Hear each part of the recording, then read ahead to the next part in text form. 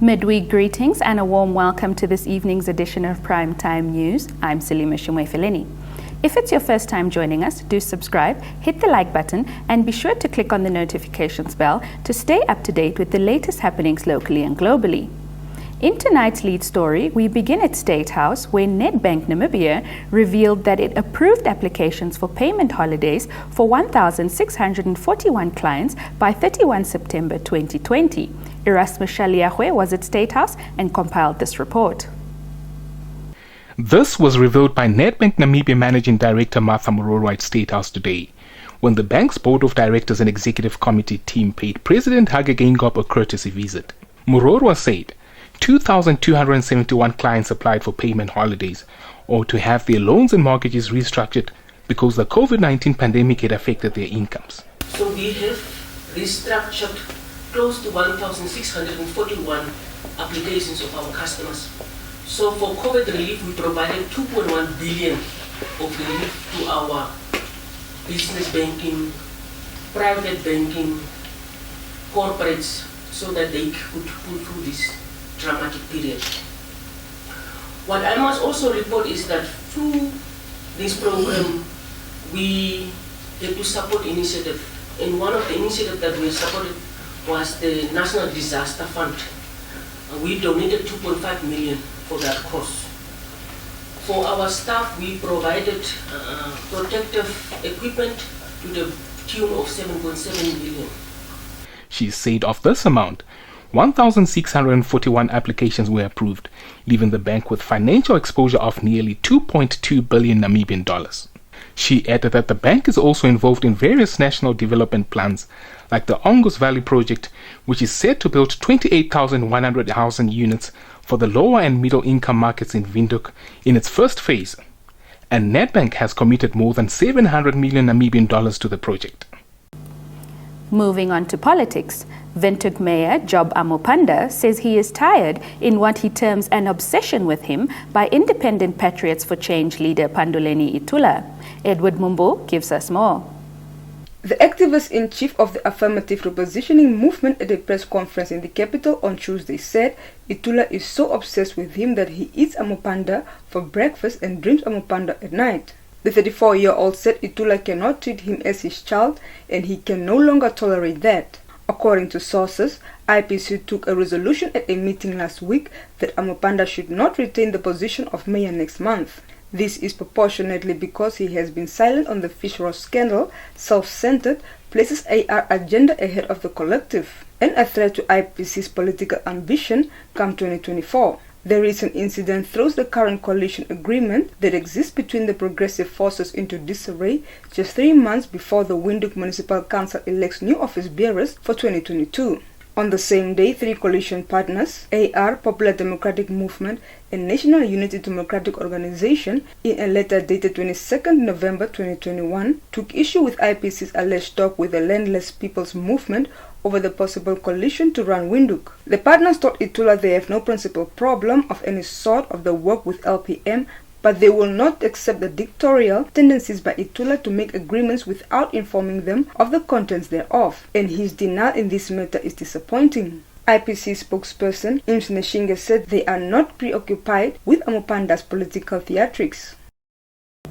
Staying in the capital, the Ministry of Gender Equality, Poverty Eradication and Social Welfare is hosting a 3-day stakeholder meeting to discuss and find a lasting solution to children living and working in the streets and in conflict with the law.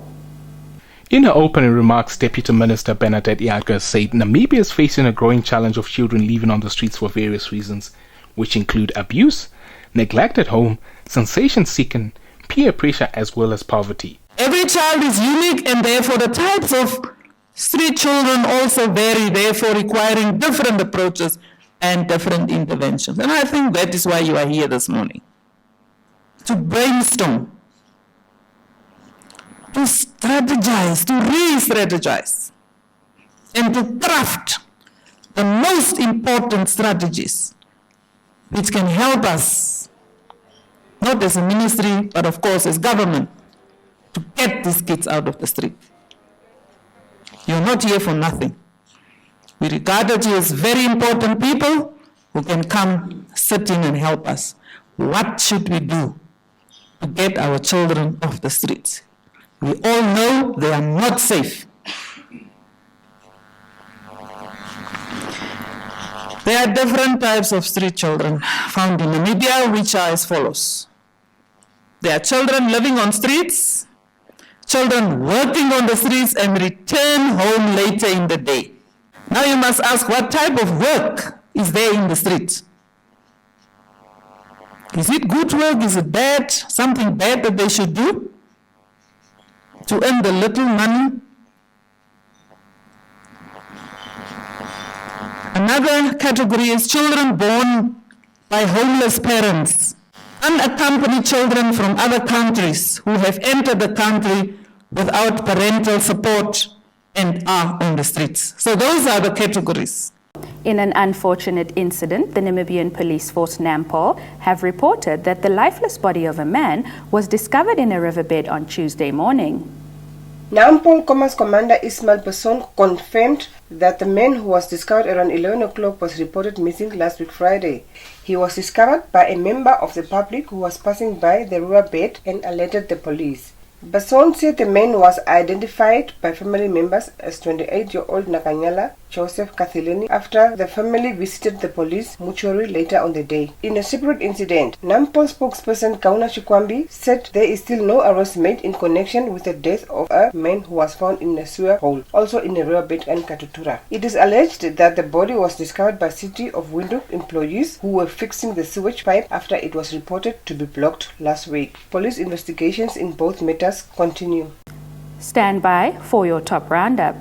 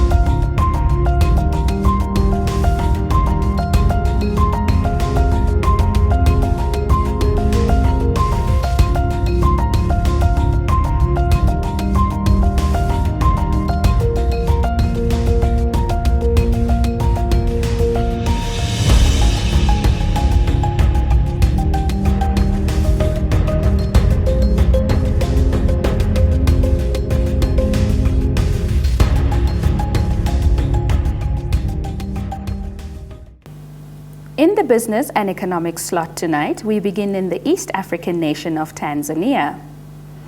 A statement by the Central Bank of Tanzania on Tuesday noted that more than 300 experts will meet this week in the Tanzanian capital of Dodoma to discuss the country's economy and recovery from the COVID-19 pandemic and beyond.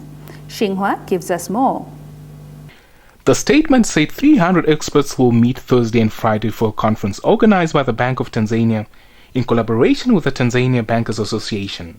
It further said the experts to the 20th Conference of Financial Institutions, which will be officiated by President Samia Suluhu Hassan, will share experiences on 4 related topics, namely economic growth and sustainability during and beyond the COVID-19 pandemic, the scaling up of private sector credit beyond the COVID-19 pandemic, accelerating technology for sustainable growth and digital currencies, as well as risks and regulatory issues.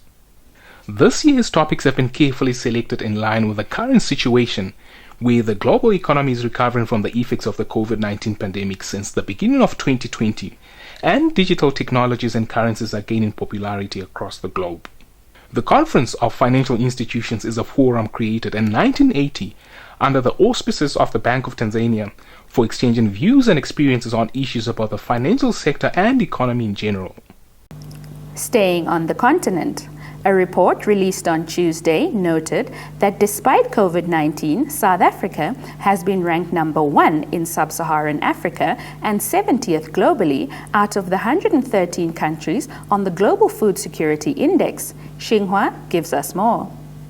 South Africa scored 57.8 over 100 in the 10th annual JFSI, a benchmark tool supported by leading agricultural companies Corteva Agriscience. Koteva said they examined underlying drivers and causes of food security across both developed and developing countries. Tony Esmeraldo, Koteva Agri-Science, Southern Africa Business Director, said South Africa's agricultural sector has stood out as one of the most resilient contributors to national gross domestic product, with a solid growth of 13.4% year-on-year in 2020, and expected further growth of 7.6% in 2021. According to the report, South Africa showed weakness in fluctuations in agricultural productivity, which can create difficulty in predicting and planning for a consistent food supply. Esmeralda added the biggest short-term challenges the industry will face, in addition to climate change pressures, are raising input, labor, electricity, and fuel costs. South Africa is followed by Botswana, Malawi, Ghana, and Burkina Faso. Tanzania showed the most improvement since the index inception, increasing its score by plus 13.3 to 48. Burundi is the lowest performing with a score of 34.7. Your sports update is up next, but first the economics roundup and a look at what the weather has in store for us across the country tomorrow.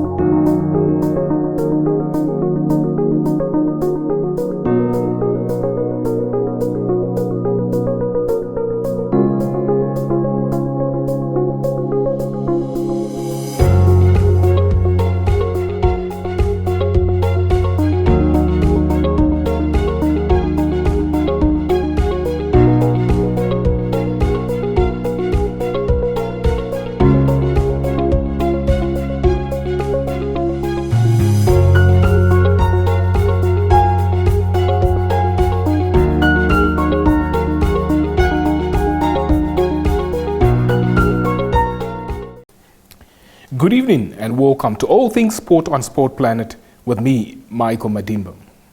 In the sports segment tonight, we'll begin with Champions League football. Barcelona coach Xavi has issued a rallying cry to the team as the Champions League hopes hang in the balance following Tuesday's nil-all draw with Benfica. DPA brings us more.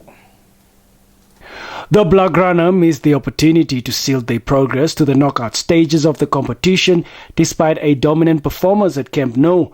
Although Xavi became the 13th consecutive manager to avoid defeat in his first Champions League game in charge of Barca, his side were unable to break down a stubborn Benfica. The goalless stalemate was only the 8th that Barcelona have recorded in 133 home matches in the competition, while they have mustered just 2 goals from their opening 5 games. They remain second in Group E and 2 points ahead of their Portuguese counterparts, but face runaway leaders Bayern Munich in 2 weeks' time, with their fate yet to be decided. Xavi insists his side will travel to Germany with a positive mentality. Barca did have the ball in the net through Ronald Araujo in the 83rd minute, but the defender's volley was ruled out for offside. Still on football news. Now, after a year's absence, the Ballon d'Or presented by France Football is set to return next week. Amid the speculations, Lionel Messi's victory is seemingly foreseeable, but it is not a sure thing as Jorginho and Robert Lewandowski have blown the race wide open. Xinhua brings us this exciting story. According to multiple media resources, Messi's 7th Ballon d'Or is a foregone conclusion, despite being denied by the organizers time and time again for confidentiality reasons. The rumors are indeed credible. For Leo, it is destined to be a bittersweet year in which he finally claimed a long-awaited major title at the senior national side when he captained Argentina to lift the Copa America trophy in July before a shock move to Paris Saint-Germain from Barcelona, which he was widely believed to play for a lifetime. He finished his last season with Barca as the best scorer of the Spanish La Liga, 30 goals in domestic league. On top of a Copa America laurel, Messi got the 2 main elements that Jorginho and Lewandowski lack to push for the Ballon d'Or.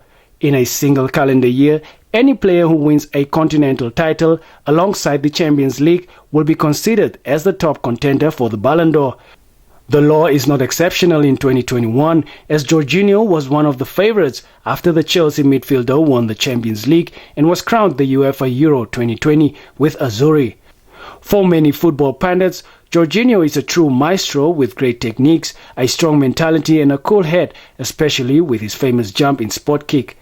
In 2020, Lewandowski experienced a fantastic year as he won the treble with Bayern Munich and became the top scorer of the Bundesliga and Champions League. Stand by for your sports roundup.